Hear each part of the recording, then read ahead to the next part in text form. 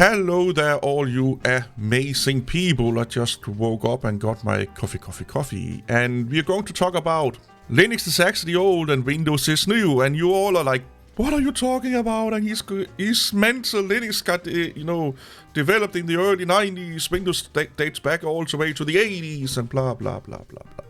That's true. But just because something is being developed or got developed, let's say tomorrow, don't mean it's new. It could be done on old technology. It's just a new way of using this old technology and stuff like that. I also have to premise this because I know a lot of Linux people will be like, oh my god, now he's saying that Linux is better than Windows. We're not talking about which one is better or worse. We're just talking about facts. We're just talking about what things are. We're not talking about which one is better than the other or which one you should be used and blah blah blah. You're only talking about this is how the world is, this is how it's being done, this is what this is what that is, and you make the decision what you want to use. So we're talking about kernel, because in reality, Linux is only the kernel. And then a distribution takes all kind of packages and plug them from the ethos, the repositories, plug them into a package, that's why it's called a distribution, push it out to you guys and girls and aliens so you can use it. That's why it's called a distribution. Windows come all put together, basically. So you get the kernel and everything else. But technically, if you're going to be really, really technical, Linux is just the kernel, and then we have GNOME, we have KDE. So if you want to be really technical, if you're running Ubuntu, you should be calling it GNOME, Systemd, Wayland, Linux. Because those are the four major components of the distribution. If you're running Mint, it should be called... Cinnamon, Xorg, Systemd, Linux. You get maybe also GNU. Put GNU in there to get all the Richard Stallman happy people happy, or angry people make them happy. So GNU Linux is wrong, technically. Linux in of itself is wrong, technically, because you kind of have to give credit, if you really want to give credit to everyone, that's the biggest part of the distribution. That's not just GNU and not just the kernel. And now I need some coffee. But that's not what we're talking about today, just a little rant here, because people will go and be like, oh my god, now he's saying this and that, and which I'm not saying. We're just talking about the design of what's going on with the kernel and some components of the operating system. So Linux is built upon a monolithic kernel. And monolithic kernels is more or less the oldest kernel, if I'm not mistaken, one of the oldest kernel. We're just using Wikipedia here as a little bit of a virtual aid, and think about it, like I'm talking so simplified as let me put it this way. I am leaving out a lot of technical shit, but that you don't need to know to understand what I'm talking about. But a monolithic kernel, monolithic. If you don't know what the name monolithic means, look it up, but it kind of, is self-explanatory. And this is like an example of a monolithic kernel. You can see all the operating systems here that use monolithic kernels. There's some of the examples. So Unix kernels, Unix-like kernels like Linux, we have DOS. Microsoft in the Windows 90 series, like in the 90s, used a monolithic kernel. FreeDOS, TempleOS, blah, blah, blah, blah, blah. This is what the Linux kernel is designed upon. This is like old technology. It's nothing new about what Linux do with the kernel. It's just that they're doing it in a new software. So they're using a monolithic kernel, not in a new way even, but they're using it in a newer developed project called the Linux kernel. We all do this. I use libraries at work that are 5, 6, 7 years old, because those are the best out there. You don't have to use the latest and greatest. But it's good to understand that just because you develop something today, that don't make it a new invention or a new thing. If you're building it on old technologies, you're just using old technologies to do a new software. Like I said, I'm building or a part of a team now. I got some minions that I work with now. We are building a tool that is, I think, is one of a kind of.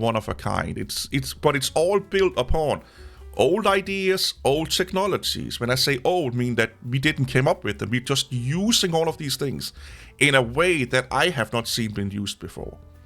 So that makes it a new program, but the technology is not new. So Linux is a new OS, but the technology is not new. And if you go into like the next thing that came about, actually was rooted in Denmark, where I live, a good old Danish boy, microkernels by Per Brink Hansen. That's how you say his name in Danish, by the way. Which, you can see a representative of it here. And a microkernel has a lot of modules in it and is primarily module-driven and blah, blah, blah, and all that shit. Or service-driven, and different words, different means depending on who you talk to. Again, highly crossing over what they are. This is not a video about the technology of the kernel, just how they are, the philosophy and what they are built upon, or the philosophies behind the kernel design. We are not talking about going into talking how to, user land and hardware talk with components in the kernel. We can make videos about that, but that'd probably be way too technical for 90% of people on YouTube. So basically, as they say down here, where is it? Here, to basically adapt with the challenges that was reaching monokernels or monolithic kernels, they started to not work that well or be too complicated. Or here's the thing in software, sometimes, or well, all the time, that's why we have different programming languages. Some programming languages, they have some challenges, and then you make a new one to, try and fix those challenges. That don't mean that the old programming language is bad. We are still fucking using Python, which is date back to the 80s. We're still using Java, which date back to the 90s, and C#, I think that date back to the early 2000s.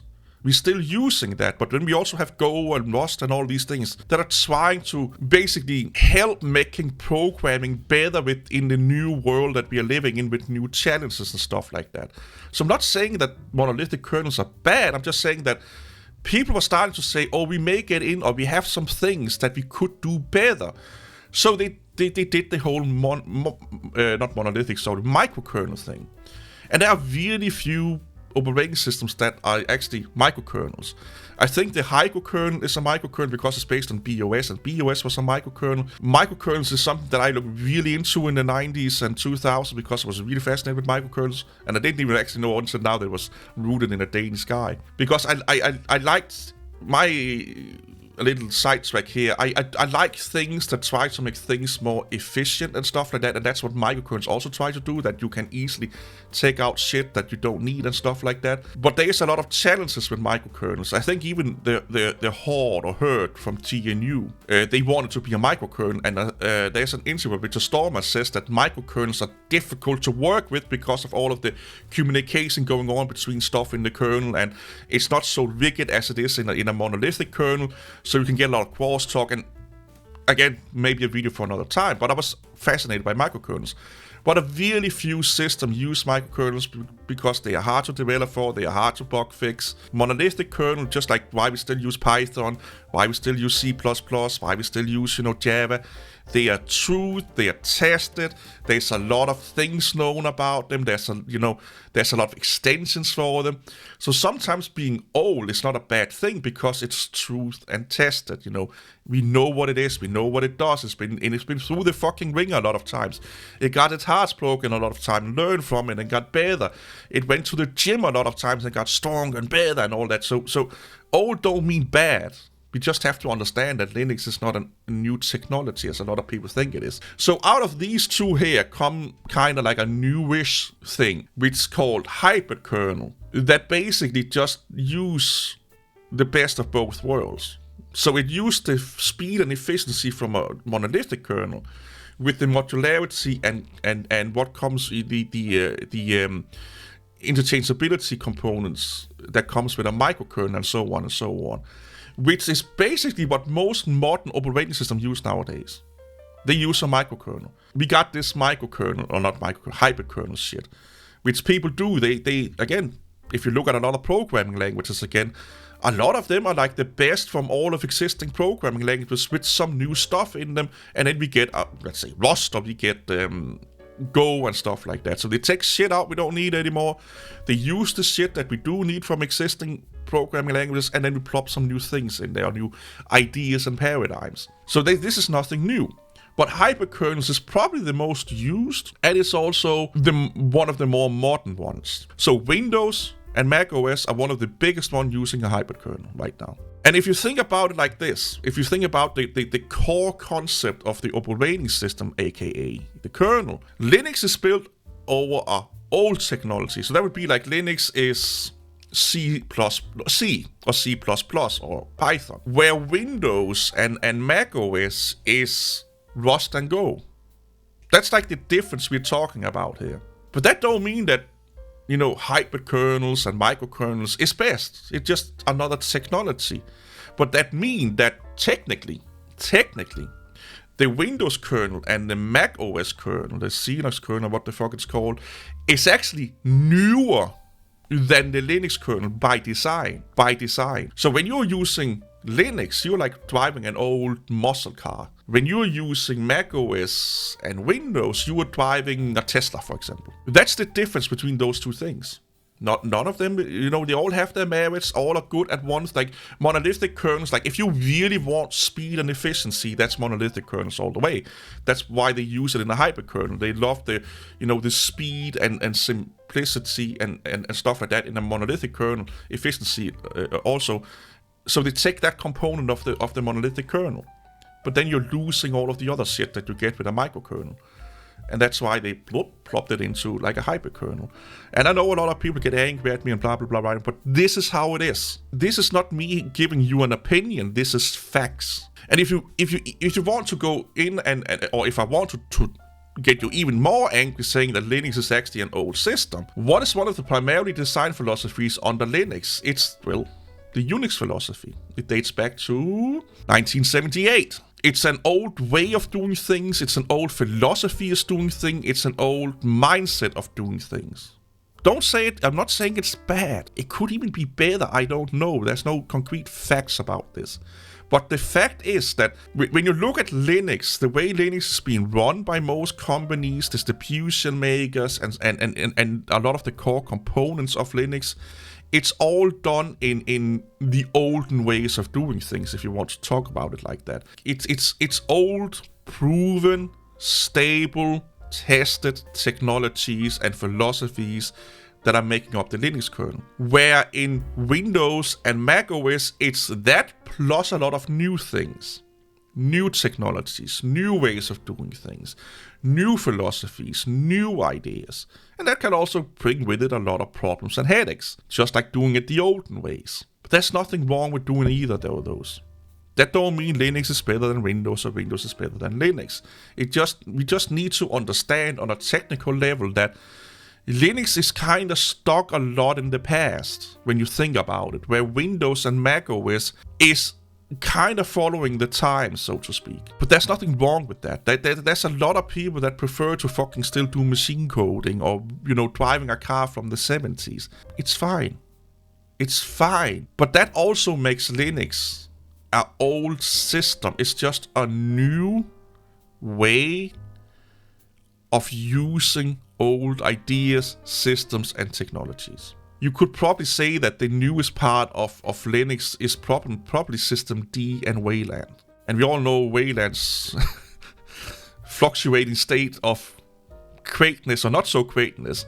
And we all know the hate of System D for not following the Unix philosophy. I hope this makes a little bit clear about it. And again, I'm not saying Linux is better or Windows is better. I'm just saying we are talking about kind of two countries here. Two ways of doing things. And both of them are right. None of them is wrong. It just put your things into perspective, especially because people think that don't understand software development that if I develop something today, that means it's new. No, it's just a new way of doing it or a new take on an old thing. And Linux is a newer take on an old philosophy and design. Linux is basically a newer take on Unix. See you all later. Bye bye.